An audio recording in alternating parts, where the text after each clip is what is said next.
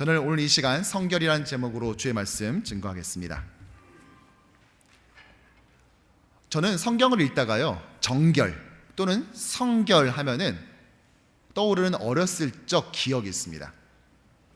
아버지 그리고 저 남동생 이렇게 셋이서 함께 목욕탕에 갔었던 장면이에요. 반지하 목사관에 살다 보니까요, 그 구조상 목욕을 하는 것이 쉽지는 좀 않았어요. 그래서 매주 토요일이면은요, 이렇게 셋이서 동네에 있는 목욕탕에 가는데, 그 동네가 여러 개의 우물이 있다고 그래서 동네 이름이 여루물이에요. 인천에 있는 그 여루물 목욕탕. 그래서 그런지 이 목욕탕 규모도 로컬치고는 꽤 컸습니다. 보통 뜨거운 물, 찬물, 열탕, 냉탕 이렇게 두 가지가 있기 마련인데, 이 목욕탕은 그래도 좀 온도별로 차등을 둬서 몇 개의 탕이 더 있었고, 또 냉탕은 좀 유난히 길었어요.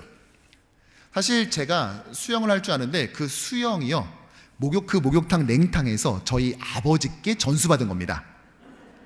미국에 와서요, 제가 수영장에서 제 딸에게 수영을 가르쳐 주니까 딸이 저한테 묻더라고요. 그러면 아빠도 할아버지한테 이렇게 수영을 배운 거야? 그래서 응, 그럼. 그런데 아빠는 수영장이 아니라 목욕탕에서 배웠어. 그랬더니 이 딸가 도무지 이해가 안 된다는 표정으로 저를 바라보더라고요. 저희 집안만의 전통처럼 굳어진 이 매주 토요일 목욕탕 방문은요, 변변한 장난감 하나 없었던 저희 형제에게는 너무나 기다려지는 시간이었어요. 특히 목욕이 끝나고 나면은 먹는 그 항아리 모양의 바나나 우유, 이거를 목욕 후에 마시는 것은 당시로선 일종의 국룰, 그러니까 국민이면 누구나 지켜야 하는 일종의 미풍양속 같은 거였거든요. 그 시간도 너무나 좋았어요. 재밌는 거는 아빠와 함께하는 이 토요일 목욕탕 방문을요, 저희 집에서는 목욕탕 갔다라고 말하지 않고 주일 준비하러 간다라고 말했다는 거예요. 주일 준비하러 간다. 항상 이렇게 말했어요. 자, 주일 준비하러 가자. 그러면은 목욕 갈 준비하고 이렇게 나온 거예요. 그러고 보니까 목욕탕만 가면 아버지는 꼭 이발이나 염색을 하셨고요. 목욕을 할 때는요, 저러다 아빠 살갗 벗겨지겠다 싶을 정도로 유난히 빡빡 문지르면서 깨끗하게 자신의 몸을 씻으셨습니다. 또 예전에는 목욕탕 들어가면 그 입구에 구두 닦아주시는 분들이 있었잖아요. 꼭 구두를 닦아달라고 부탁을 하고 나올 때 그걸 신고 나오셨어요. 보통 목욕탕을 갈 때는 편한 복장에 그 다음에 편한 운동화를 신고 가기 마련인데, 아버지는 목욕탕 가는 복장에 주일날 설교하면서 신을 그 구두를 신고 가는, 약간은 매치가 되지 않는, 어떤 면에선 패션 테러리스트와 같은 그런 모습으로 가셨습니다. 어렸지만 제 눈에 봐도 그게 그렇게 돈 들여가면서 광낼 만큼 비싼 구두가 아니었음에도 불구하고 아버지는 그 낡은 구두를 맡겨서 꼭 광을 내고 깨끗하게 해서 그리고 집에 돌아오셨죠. 저는 그걸 보면서 느꼈어요. 저건 내일 교회 가는 사람이 아니라 꼭 내일 대통령 만나러 가는 사람 같다라는 생각을 어렸을 때 제가 하곤 했거든요. 자신을 정결하게 함으로써 성결코자 했던 것이죠. 그래서 저는 성경에서 성결, 정결이라는 말이 나오면 그때 기억이 떠올라요. 참 사람 기억이라는 게 무섭죠. 저는 그래서요, 지나가다가 성결교 간판만 봐도요, 왠지 기분이 좋아요. 그때가 생각이 나가지고. 제가 군목 갔을 때는요, 성결교단 목사님께서 유난히 친절하고 잘해드렸습니다. 기억이 좋은 것이죠. 그런데 오늘 하나님께서는요, 여호수아를 통해 이 이스라엘 백성들에게 성결을 명령하셨습니다. 과연 그들에게 있어서 성결은 어떠한 의미였을까요? 제가 성결을 보면 어렸을 적 그 목욕탕 갔던 그 주일 준비를 떠올리는 것처럼, 이스라엘에게는 성결, 정결이라는 말을 떠올렸을 때 과연 무엇을 생각했을까요? 하나님은 왜 그들에게 이제 요단강을 넘어서 가나안 정복이 임박한 이 시점에서 이것을 그들에게 명령하셨던 것일까요? 바라기는 오늘 이 아침에 온 우리 모두가 우리의 그 성결과 거룩을 온전히 회복함으로써 주께서 영광스럽게 사용하시는 주의 백성 되기를 간절히 축원합니다. 여호수아 1장에서요, 하나님께서는 여호수아에게 중요한 건 안악자손 가나안 7거민 이거 아니라 네가 말씀을 얼마나 잘 지키려는지에 대한 담대함이다 라고 말씀을 하셨고, 1장 후반절에서는 요단 동편에서 이미 땅을 분배받은 세 지파를 불러들여서 참전을 다짐받았습니다. 이제 2장으로 넘어가서는요, 정탐꾼을 보냈고 그 정탐꾼을 통해서 하나님께서 이스라엘을 위해 하신 그 일로 말미암아 그들이 이미 겁에 떨고 있다라는, 싸우지도 않았는데 이스라엘에게 이미 그 전세가 넘어왔다라는 이 사실을 확인하고, 또 2장 후반절에서는요, 그들을 도운 이 라합과 맺은 구원 언약을 기록했습니다. 자, 이제 3장이 펼쳐졌습니다. 뭘 해야 될까요? 그렇죠, 이제 요단강 넘어서 그 땅 들어가야죠. 그런데 웬일인지요, 오늘 본문은요 그렇게 진행되지 않아요. 시작은 나쁘지 않았습니다. 시작은요, 아침 일찍 진 다 걷어서 텐트 걷어라, 이제 출발하자 했어요. 자, 1절을 다 같이 한번 읽어볼까요? 또 여호수아가 아침에 일찍이 일어나서 그와 모든 이스라엘 자손들과 더불어 시뜸에서 떠나 요단에 이르러. 자, 그럼 그 다음에 무슨 말 나와야 되겠어요? 요단에 이르러 그 기세로 요단을 건너매 온 백성이 두려워 떨더라, 뭐 이렇게 나와야 되는데 왠지인지 그 다음 장면은 이렇게 나옵니다. 건너가기 전에 거기서 유숙하니라. 사흘 후에 관리들이 진중으로 두루 다녔다라고 말하고 있습니다. 아니, 어찌된 일인지요, 요단을 건너진 않고요, 그 앞에 진을 다시 펼쳐요. 아니, 시뜸에서 이제 막 떠났는데 요단을 코앞에 두더니 야, 텐트 펴라 라고 하고 앉아있는 거예요. 여러분, 느낌이 어때요? 뭔가 덜컹 브레이크가 걸려버린 느낌 아닙니까? 우리가 뉴욕주가 되게 크잖아요, 땅덩어리가. 우리가 그 뉴욕주의 땅덩어리 끝에 지금 뾰족 나온 부분에 살고 있는데, 반대쪽 끝에는 나야가라 폭포가 있지 않습니까? 이 바쁘고 치열한 이민 생활 살다가 어렵게 휴가 내가지고 이제 나야가라 폭포 보러 가는 겁니다. 벌써 마음이 설레죠? 여러분 얼굴 벌써 설레잖아요, 지금 이렇게. 듣기만 해도 좋지 않습니까? H마트 가서 장도 보고 김밥도 말고 계란도 삶는 게 아니라 굽는 거지. 벌써 이렇게 음식 취향이 다 드러납니다. 예. 이렇게 해서 그 다음날 아침에 일찍 출발하는 거예요. 그러면 어떻게 해야 돼요? 그 적어도 1시간은 막 달려봐야 되지 않겠습니까? 그런데 웬일인지 조지 워싱턴 브리지 넘으려고 하는데 그 전에 덜컥 멈춰버리는 거예요. 그리고 계속 안 가고 이렇게 있어요. 사람이라는 게 지금 기분이 그렇잖아. 이러면 한번 쫙 달려줘야지. 이걸 그 앞에 딱 서버리면은 이거 좀 너무 김이 빠지는 건 아니냐는 것이죠. 더군다나 지금 군사작전이기도 하잖아요. 그러면은 기세가 떨쳤을 때 막 이 기세로 파죽지세로 막 넘어가야 되지 않겠어요? 막 헤엄을 쳤던 뭘 하던 막 가야 되잖아요. 그런데 그렇게 하지 않고 그 코앞에서 요단강 바라보면서 무슨 사람 약 올리는 것도 아니고 3일간을 거기서 더 있게 하는 거예요. 지난 40년을 텐트 생활했습니다. 이제 좀 넘어가 보려고 하는데 곧 다 와가지고는 다시 텐트를 펼치라고 했을 때 백성들의 마음이 어땠을 것 같습니까? 아니, 도대체 왜 여기서 멈추게 한 거예요? 3일 동안의 시간이 그들에게 과연 무엇을 위한 시간이었을까요? 그 시간은 왜 가나안 정복 전쟁을 코앞에 둔 이스라엘 백성에게 꼭 필요한 시간이 되었을까요? 우린 그 답을 여호수아가 백성들에게 명명한 2가지 명령에서 알아볼 수 있어요. 먼저 3절과 4절 함께 읽어보죠. 백성에게 명명하여 이르되 너희는 레위 사람 제사장들이 너희 하나님 여호와의 언약궤 매는 것을 보거든 너희가 있는 곳을 떠나 그 뒤를 따르라. 그러나 너희와 그 사이 거리가 2000규빗쯤 되게 하고 그것에 가까이 하지는 말라. 그리하면 너희가 행할 길을 알리니 너희가 이전에 이 길을 지나보지 못하였음이니라 하니라. 이제는 구름기둥과 불기둥이 아니라 하나님의 임재를 상징하는 언약궤가 백성들 가장 앞에서 인도한다는 것입니다. 그걸 따르라는 거예요. 이제는 하나님께서 이렇게 그들의 인도자가 되어주시는 것이죠. 물론 지금까지도 그래왔지만요. 그런데 이것만이 아니에요. 여호수아는 이 언약궤로부터 백성들이 반드시 2000규빗쯤 떨어져 있어야 된다. 거리 유지를 하라고 명령하고 있어요. 이 2000규빗, 그래서요 유대인들에게 2000규빗은 매우 상징적인 수가 나중에 되었습니다. 실제로 안식을 기억하여 거룩히 지키라 라고 성경은 명명했는데 유대인들은 그것의 세부 규칙들을 적어놨거든요. 그 중에 하나, 안식일을 범하지 않는 것이 무엇이냐? 하루에 걸을 수 있는 거리를 제한한 거예요. 그게 얼마였겠어요? 그렇죠, 2000규빗. 그러니까 집을 지을 때 어떻게 해줘야 되죠? 마을 회당에서 2000규빗 이내의 집을 짓는 것입니다. 시간이 지나면 점점점 이 마을의 중심에 회당이 있게 되는 꼴이 되는 것이죠. 지금도 보수적인 유대인들은요, 이 규정을 지키기 위해서 회당 근처에 살고 있습니다. 이렇게 율법을 잘 지켜야 구원을 받는 거예요.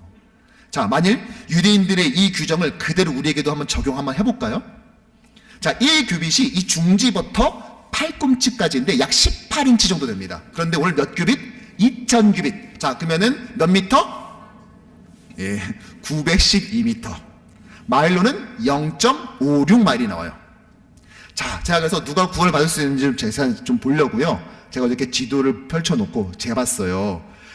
교회를 중심으로 이쪽이 동쪽이거든요. 동쪽으로는 192가까지.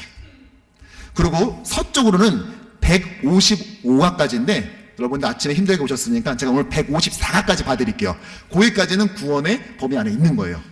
단 걸어왔을 경우에. 자, 북쪽으로는 34 아베뉴까지고요. 남쪽으로는요, 여러분 제가 해본다고 해보기까지는 했는데 죄송하지만 키스나 팍 이후로부터는 구원받기 좀 힘드세요. 네. 벌써 갑자기 얼굴 어두워지시는 분이 계시는데, 여러분 진짜 구원 못 받는다는 게 아니라 유대인들의 규정을 그냥 그대로 계산해보면 그렇다는 것입니다.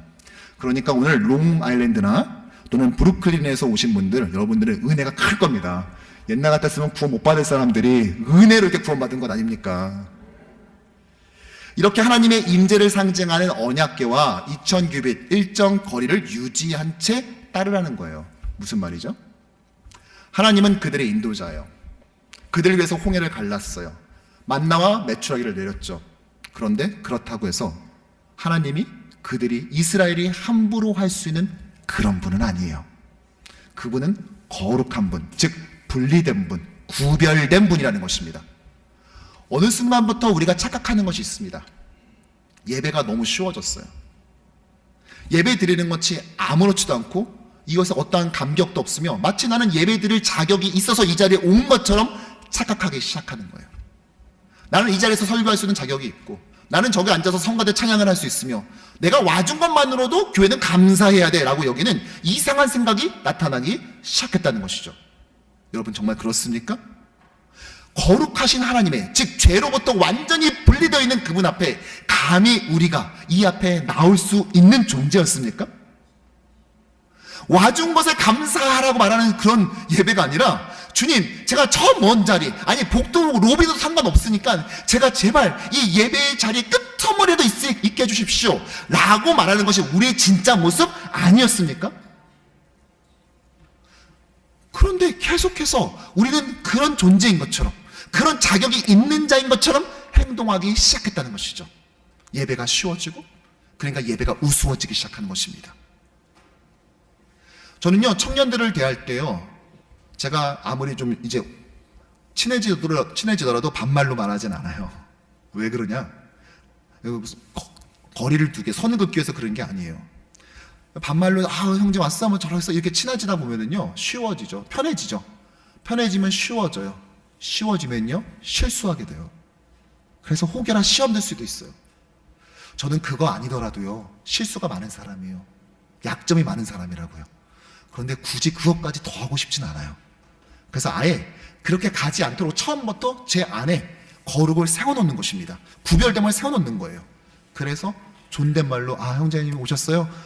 잘 지냈어요? 어때요 형제? 잘 지냈어요? 라고 말하는 것이에요. 여러분, 우리는 하나님을 너무 쉽게 대하면 안 됩니다. 하나님은 경외받은 분이에요. 경외가 뭐죠? 너무 사랑해요. 그런데 쉽지는 않아요. 너무 존경해요. 근데 가볍게 대하기는 힘들어요. 그게 경외함입니다. 우리는 하나님을 경외해야 됩니다. 마치 하나님 내 친구인 것처럼, 함부로 대해야 되는 그런 사람인 것처럼 우리가 하나님 앞에 그렇게 설 수는 없다는 것입니다.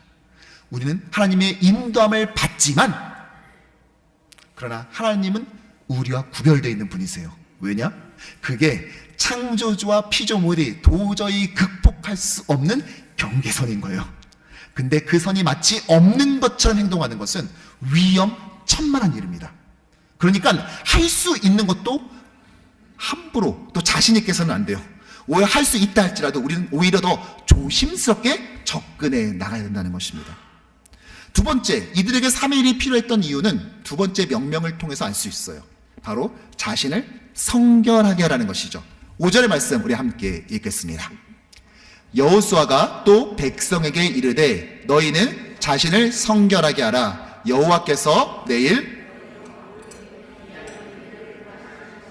아멘. 여기서 이 성결이라는 단어는요, 히브리어로 카다쉬예요. 한번 따라해 볼까요? 카다쉬.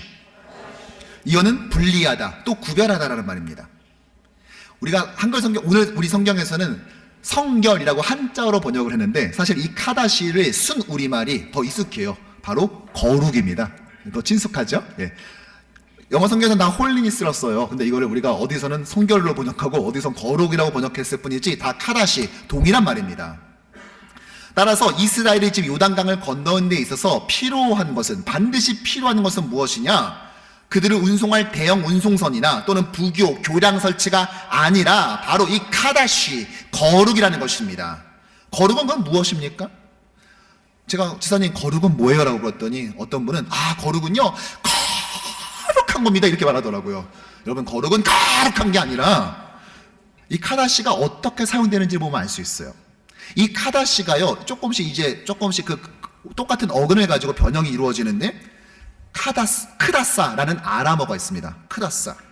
귀걸이, 코걸이, 반지, 가락지 뭐 이런 겁니다. 이 단어는요 신약 성경에 쓰이는데 어디서 쓰이냐? 누가복음 15장의 탕자의 비유에, 그것도 가장 하이라이트 부분에서 이 크다사가 등장을 해요. 물론 우리가 읽는 성경은 대부분 헬라어를 근거로 했지만 사실 그것이 예수님이 말씀하셨을 때는 아람어로 말씀하셨잖아요. 그러면 크다사가 되는 것이죠. 자신의 아버지 유산을 다 탕진해 먹고 다 말아먹고 이제 돌아온 그 둘째 아들을 맞이할 때 그 재현 장면에서 바로 이 크다사가 등장하는 것입니다. 아버지는 탕자에게 제일 먼저 뭘 해주죠? 제일 좋은 옷을 입혀줘요. 그리고 그 다음에 하는 행동이 뭔지 아십니까? 바로 크다사, 이 반지를 껴주는 것입니다. 무슨 말이죠? 이 아이는 내 집에 속한 자, 즉 내 아들이라고 인정하는 행위인 것입니다. 마치 우리가 예수의 보혈로 청결하게 되어서 하나님의 자녀로서 세상으로부터 구별된 존재가 된 것처럼 말이죠. 뿐만 아니라 이 반지, 크다사가 중요하게 상징되는 예가 있죠. 언제예요? 그치? 결혼 때입니다. 반지 없이 프로포즈를 하거나 결혼식을 하는 것은 상상조차 불가능하죠. 즉 반지, 크다사는요 다른 모든 남자, 모든 여자에서부터 분리되어서 구별되어서 이제는 한 사람의 아내, 한 사람의 남편으로 구별되는, 카다시 되는 표적인 것입니다. 크다사를 통해서 카다시 되는 것이죠. 반지를 통해서 구별되는 것이죠. 하지만 요단강을 건너기 전 이 성결을 명령한 진짜 중요한 이유가 사실은 5절 후반절에 나와 있어요. 자, 너희는 자신을 성결하게 하라 라고 명령이 주어졌죠. 그 다음 명령은 뭐예요? 내가 내일, 여호와께서 내일 기이한 일을 행할 거다 이렇게 말했어요. 자, 내일 행할 기이한 일은 과연 뭘까요? 그렇죠, 요단강 넘는 겁니다. 하나님께서는 요단강을 넘을 때 그냥 넘게 하지 않으시고 과거 출애굽 1세들이 홍해를 건널 때 보여주셨던 것처럼 하나님께서는 기이한 이적, 기적을 보여주셨어요. 그리고 다음 주에 살펴보겠지만 요단강을 넘을 때 출애굽 2세들에게도 똑같이 하셨어요. 즉 그들이 넘은 요단강은 홍해를 건넌 것의 재현이면서 하나님께서 점진적으로 그들의 구원 역사를 발전시켜 나가시는 것을 보여주는 행위인 것이죠. 그런데 이 기이한 일을 행하기 위해서는 먼저 뭘 해야 되냐? 성결하라는 거예요.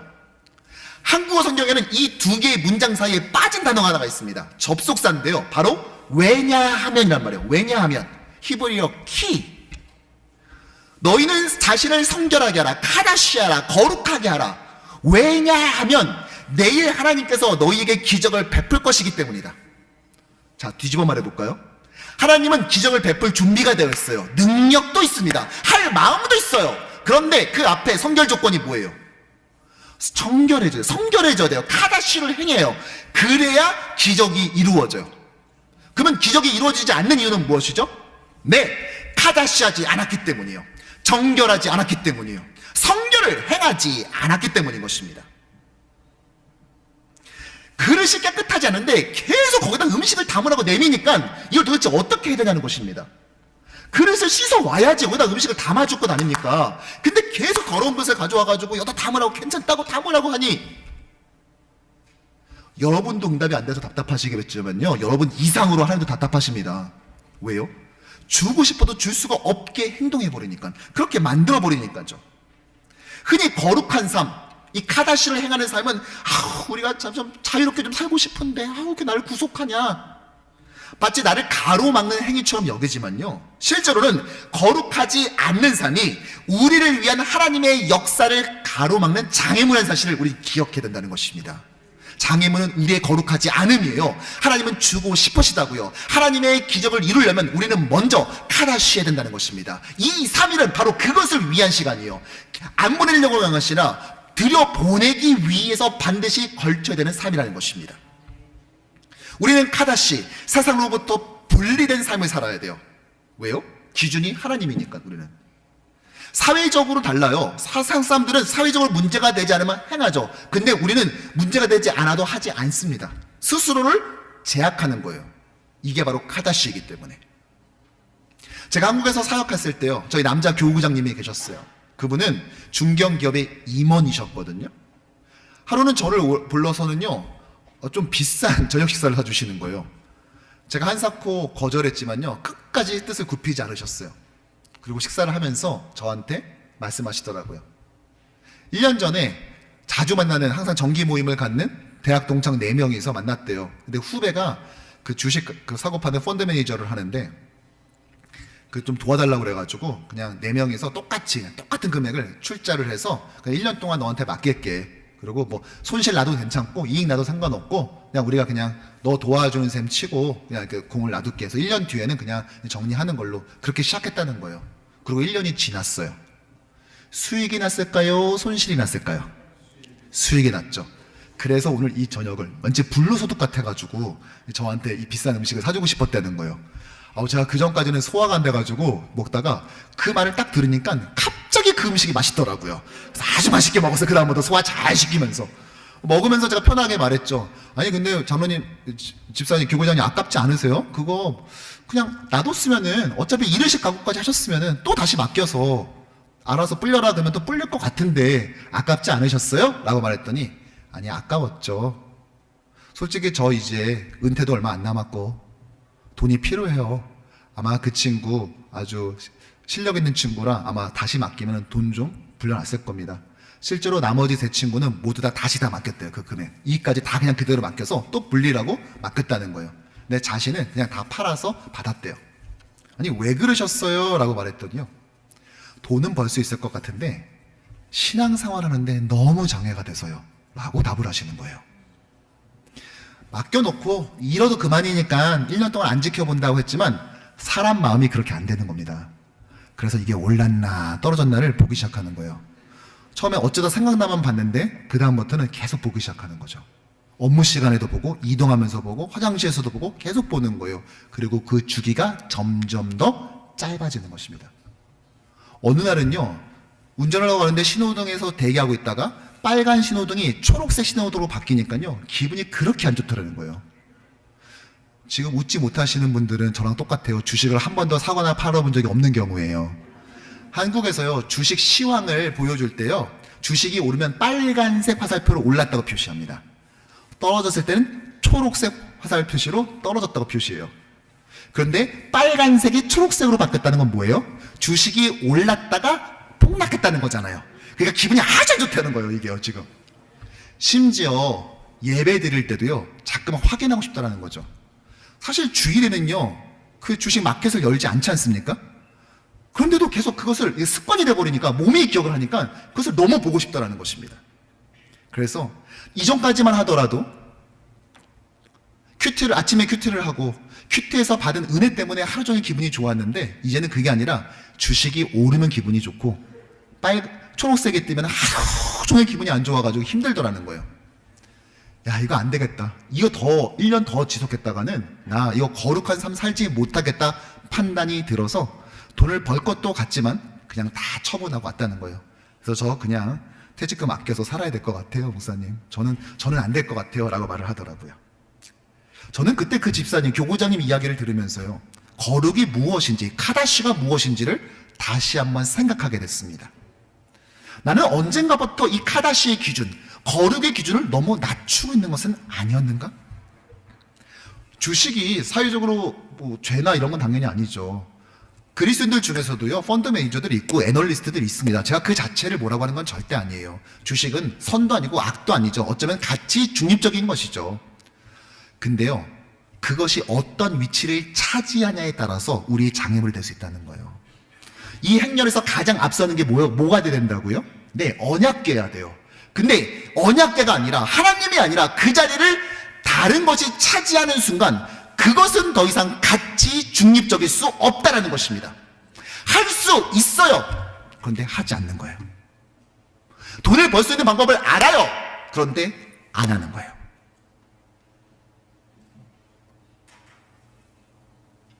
그것이 너무 안타까울 수도 있죠. 저렇게 하면 돈 벌 수 있는데. 그래도 하지 않는 거예요. 왜? 그것이 카다시의 지장을 준다면 그냥 깔끔하게 안 하고 마는 것입니다. 중요한 것은 돈을 얼마나 버냐 마냐가 아니라, 사회적으로 성공을 하냐 마냐가 아니라, 주류 사회에 들어갈 수 있느냐 아니냐가, 성공적인 이민자냐 아니냐가 아니라, 지금 나를 이끌고 있는 것은 누군가 하는 것입니다. 그리고 그 이끌림을 받아서 그분의 기적을 보기 위해서는 반드시 선결 조건, 나는 카다시, 거룩을 가지고 있는가가 중요하기 때문인 것이죠. 그러므로 할 수 있다고 다 하는 삶을 살아서는 안 됩니다. 죄가 아니어도 멈출 줄 알아야 됩니다. 죄까지 가서 그제서야 멈추는 것이 아니라 그 전에 미리 멈춰야 됩니다. 왜요? 거룩을 위해서는 그럴 만한 가치가 있는 거예요. 많은 이들이 자신보다 현저히 낮은 도덕성을 가진 사람이나 신앙이 약한 사람을 딱 세워놓고요, 자신의 신앙과 견줍니다. 그래서 현재 자신의 거룩을 측정해요. 그러다 보니 우쭐해지고, 자신이 엄청 훌륭하진 않아도 그래도 거룩에 그냥 기본을 한다라고 생각을 합니다. 하지만 사랑하는 성도 여러분, 우리의 성결의 거룩의 기준은 어디이죠? 너는 이스라엘 자손의 온 회중에게 말하여 이르라. 너희는 거룩하라. 이는 나 여호와 너희 하나님이 거룩하니라. 하나님이잖아요. 또한 예수 그리스도의 장성한 분량까지 잘 된다지 않습니까? 우리의 거룩은 그리스도를 모방하는 것입니다. 따라서 예수를 기준으로 우리의 거룩을 측정할 때 우리는 어떻게 될까요? 그렇죠. 한없이 겸손하게 됩니다. 어쩌면 우리는 어느샌가 우리의 거룩의 기준을 너무 낮게 잡고 있지는 않습니까? 거룩하지 않은 행동에 너무 관대하지는 않습니까? 거룩에서 멀어지는 것에 대해서 우리는 너무 무감각해져 있지는 않습니까? 성도의 거룩함은요, 아예 유혹받지 않는 것이 아니라 유혹을 극복하는 능력입니다. 성도는 유혹받지 않는 존재가 아니에요. 유혹을 물리치는 존재이지. 우리의 거룩을 위해서 우리는 매일마다 노력해요. 해야 됩니다. 그래야 하나님의 그 기적을 볼 거예요. 하나님이 안 주시는 게 아니라 내가 못 받게 만들고 있는 것입니다. 거룩하지 않기 때문에. 여러분들이 포기하지 못하는 그것은 무엇입니까? 여러분들의 카다시를 방해하는 장애물은 무엇이죠? 한번 이번 주에 도전해 보십시오. 한번 정말 하나님 믿고 한번 도전해 보세요. 정말 어떻게 되나? 그 전까지는 여러분들이 여러분들의 돈을 불러왔을 것입니다. 여러분들의 재산을 여러분들이 늘렸을 거예요. 그러나 하나님 앞에서 카다시를 행하는 순간 하나님께서 여러분들의 유업을 책임져 주실 것입니다. 내가 지금까지 내 가정을 이끌고 멱살 잡고 아이 끌고 오면서 이 정도는 공부해야 돼, 이렇게 성공적인 이민자로 살 수 있어, 지금까지는 여러분들의 아이들을 그렇게 질질 끌고 왔겠지만 아이들에게 그것 대신 성공자 이민자의 그 프로세싱 대신에, 그 매뉴얼 대신에 그들이 카다시를 실천한 아이들을 만들어 보십시오. 하나님께서 여러분 대신에 그 아이를 키워주실 것입니다. 그 아이를 일으켜 세워주셔서 이 시대의 일꾼으로 주님께서 비상할 수 있도록 허락하실 것입니다. 교회의 목표는 행복하게 사는 것이 아닙니다. 교회의 목표는 거룩하게 사는 것입니다. 교회의 목표는 어제보다 오늘이 더 많은 부를 축적하는 것이 아닙니다. 우리는 어제보다 오늘 더 순전한 카다시, 그 거룩함을 탑재하는 것입니다. 이것이 우리의 인생의 목표가 될 것입니다. 그리고 그렇게 됐을 때 우리에게 그토록 원하셨던 하나님께서 그 기적, 미루었던 기적을 드디어 우리의 삶에 펼쳐 보여주실 거예요. 우리에게 새롭게 허락하신 이번 한 주가 우리의 카다시, 그 거룩함의 결단을 통하여서 하나님의 그 미루었던 기적을 맛보는 복된 한 주 되기를 주님의 이름으로 축복합니다. 말씀을 정리하죠. 이제 시간이 흘러 제 자녀가요, 어렸을 적 아버지를 따라 목욕탕 갔었던 그 나이대 아이가 되었어요. 하지만 저는 저희 아버지처럼 매주 토요일마다 저희 자녀들을 데리고 목욕탕에 가지는 않습니다. 왜냐하면 뉴욕이 이 목욕탕의 친숙한 문화도 아니지만 결정적으로 저는 딸만 둘이에요. 그래서 공중목욕탕을 같이 데려갈 수가 없어요. 젊었을 적 아버지가 주일을 앞두고 토요일마다 목욕하고 염색하고 이발하시고 구두를 닦는, 그것이 저에겐 솔직히 그다지 의미 있는 행동으로 보이진 않았어요. 어쩌면 그런 것이 다 율법적 모습이라고 치부하는 사람 있을지도 모르겠습니다. 하지만 이제는 제가 담임 목회를 해보니까 아버지가 왜 매주 토요일마다 그러셨는지 조금은 알 것 같습니다. 제 부친께서는 본인이 성도들이 하나님의 은혜를 받는 데 있어서 행여 걸림돌이 될까 두려웠던 것입니다. 자신의 소홀함이 거룩하신 하나님께 나아가는데 혹여 자신의 성결하지 못한 한 부분이, 그것이 성도들이 하나님께 나아가고 하나님께서 준비하신 이적을 받는데 장애물이 될까봐 그것이 두려웠던 거예요. 그래서 자신의 몸을 성결케 함으로써 정결해지려 했던 것입니다. 그 카다시를 마음속에 소망하는 그 열망이 그렇게 매주 토요일마다 아무것도 몰라 따라가면서 바나나 우유만 먹던 저희 형제에게 그렇게 투영됐던 것입니다. 예배 준비는 우리가 얼마든지 잘할 수 있습니다. 오늘도 인내송이 또 3주 동안 연습했다가 인내송을 새롭게 하지 않았습니까? 매주마다 어떻게 하면 더 하나님께 영광을 돌리고 예배에 집중할 수 있을까? 예배의 요소들을 가다듬고 치열하게 회의하고 노력하고 바꾸는 그 노력들을 할 수 있어요. 근데 더 중요한 건 무엇입니까? 예배 준비보다 예배자 준비를 하는 것입니다. 예배 요소가 영광스럽고 막 화려하고 하면 뭐합니까? 정작 받으시는 분은 너 그렇게 예배해서 하면 안 돼. 너 그렇게 준비해서 나한테 지금 예배하겠다는 거야? 라고 한다면 받아들여지지도 않을 예배를 정성스럽게 준비하는 것만큼 여러분 억울한 일도 어디 있습니까? 예배 준비보다 우린 예배자 준비에 힘써야 돼요. 그것이 뭐죠? 카다시, 거룩을 행하는 것입니다. 끌어내낼 것 때 끌어내는 것입니다. 그러므로 하나님 앞에 예배자 준비를, 저희 부친께서 하셨던 것은 예배 준비가 아니라 예배자 준비였구나라는 것을 요즘 매주 토요일마다 제가 깨닫고 있어요. 사랑하는 여러분, 하나님은 사역을 맡기려는 자신의 종에게 무엇보다 성결을 요구한다고 헤딩건은 말했습니다. 정말 그런 것 같아요. 하나님께서는 자신이 사용하고자 하는 그 종에게 무엇보다 성결을 요구하십니다. 목회의 기술이 아니라, 열정이 아니라 그 전에 성결을 요구합니다. 성결하지 않은 자가 목회의 기술을 탑지 않은 채 열정을 가지고 목회하는 것만큼 위험천만한 일이 또 있을까요? 성결하지 않은 자가 열정을 가지고 교회의 봉사를 죽어라고 열심히 하는 것만큼 교회에 위험한 일이 있습니까? 그러므로 우리는 이 3일의 기한을 반드시 거쳐야 됩니다. 요단강이 지금 눈앞에 흐르고 앉아있지만 그 소리, 철철철 흐르는 소리가 빨리 건너 막 내 마음을 요동치겠지만, 그러나 잠시 차분하게 앉아서 나는 지금 어떤 영적 상태인지를 반드시 점검해봐야 하는 것입니다. 여호수아는 오늘 이스라엘 백성들이 출발한 위치를 정확히 기록하고 있어요. 그들이 시딤에서 떠나 요단에 도착했다고 말합니다. 시딤이 어떤 곳이죠?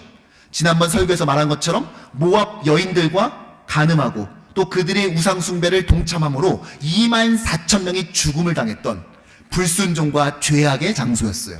그러니까 오늘 시딤에서 떠나 요단에 도착했던 이 말은 그들이 죄악에서 떠나 요단 앞에 머물렀다는 말과 같이 읽히는 것입니다. 우리에게 있어서 성결, 거룩은 이렇게 뗄래야 뗄 수 없는 우리의 정체성입니다. 카다시, 거룩, 즉 세상으로부터의 이 분리됨은요, 성도에게 있어서 결코 분리될 수 없는 것입니다. 그 3일의 시간은 바로 이 거룩을 위한 시간이었으며 그것은 곧 약속의 땅으로 들어가는 필수 요건이었다는 것이죠. 우리는 이렇게 삶의 옷깃을 추스르며 자신을 돌아봐야 하는 것입니다. 바라기는 우리 뉴욕 효신 공동체에 속한 모든 성도들이 세상과 분리되는 거룩함으로 누구 하나 예외 없이 하나님의 은혜에 있어서 분리되지 않고 모두 일어나 함께 가는 천국 공동체 되기를 주님의 이름으로 축원합니다.